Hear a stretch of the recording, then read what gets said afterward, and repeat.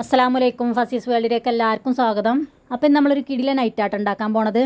തീർച്ചയായിട്ടും നിങ്ങൾക്ക് എല്ലാവർക്കും ഇഷ്ടമാവുന്ന കേട്ടോ ഞാൻ വിചാരിക്കുന്നത് ഈ റെസിപ്പി. അപ്പോൾ ഈ വീഡിയോ നിങ്ങൾക്ക് ഇഷ്ടമാവുകയാണെന്നുണ്ടെങ്കിൽ ലൈക്ക് ചെയ്യാനും ഷെയർ ചെയ്യാനും കമൻറ്റ് ചെയ്യാനും മറക്കരുത്. അതുപോലെ തന്നെ വീഡിയോ കാണുന്ന എല്ലാവരും നമ്മളെ ചാനലൊന്ന് സബ്സ്ക്രൈബ് ചെയ്യണം കേട്ടോ. അപ്പോൾ ഇത് വെച്ചിട്ടാട്ടോ ഇന്നത്തെ നമ്മളെ റെസിപ്പി. ഇതെന്ന് പറഞ്ഞാൽ ചിക്കൻ പീസാണ് കേട്ടോ.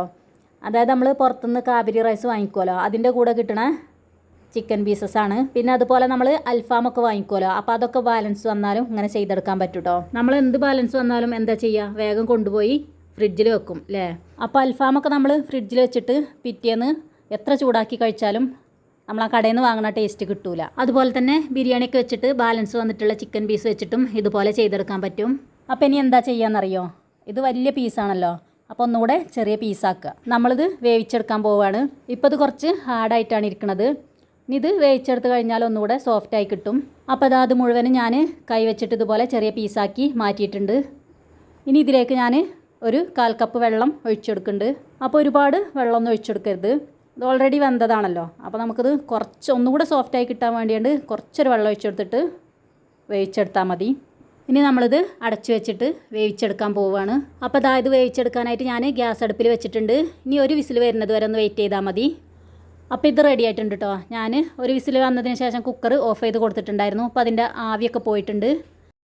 ഇപ്പോൾ കണ്ടില്ല, ചിക്കൻ ഒന്നുകൂടെ വെന്ത് വന്നിട്ടുണ്ട്, നല്ല സോഫ്റ്റ് ആയിട്ടുണ്ട് കേട്ടോ. ഇനി നമുക്കിത് മാറ്റി വെച്ചിട്ട് കുറച്ചുകൂടെ മിനുക്ക് പണികൾ ബാക്കിയുണ്ട്. ഇനി നമ്മളിത് വെച്ചിട്ട് ഒരു അടാറായിട്ടാണ് ഉണ്ടാക്കാൻ പോണത്. അപ്പോൾ നമ്മളെ ചട്ടി നല്ലതുപോലെ ചൂടായിട്ടുണ്ട്. ഇനി ഇതിലേക്ക് ഞാനൊരു 2 ടേബിൾ സ്പൂൺ വെളിച്ചെണ്ണ ഒഴിച്ചു കൊടുക്കുന്നുണ്ട്. എണ്ണ നല്ലതുപോലെ ചൂടായിട്ടുണ്ട്.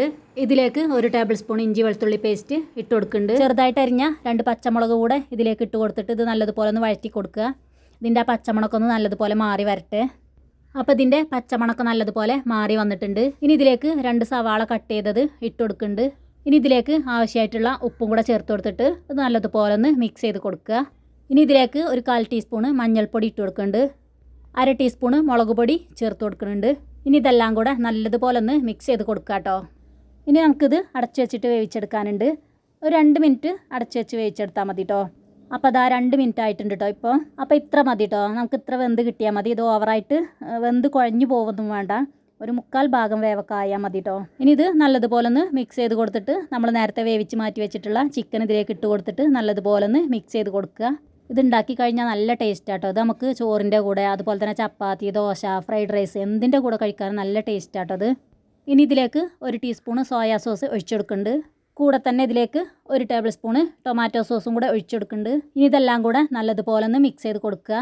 അപ്പോൾ ഇത് മിക്സ് ചെയ്ത് കഴിയുമ്പം ഒന്നുകൂടെ ഒന്ന് വെന്ത് ഉടഞ്ഞ് വരും കേട്ടോ. അത് നമ്മളിത് കൈവച്ചിട്ട് പിച്ചെടുത്ത പോലെ കംപ്ലീറ്റ് ആയിട്ട് ഇത് ഉടഞ്ഞ് വരും.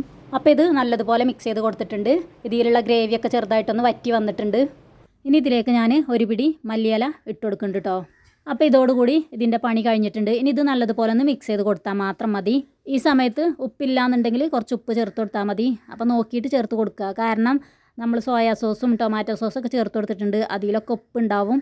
അപ്പോൾ ഇനി മുതൽ ചിക്കൻ പീസൊക്കെ ബാക്കി വന്നാൽ എല്ലാവരും ഇതുപോലെ ഒന്ന് ഉണ്ടാക്കി നോക്കുക. നല്ല ടേസ്റ്റാണിത് എന്തിൻ്റെ കൂടെ കഴിക്കാനും.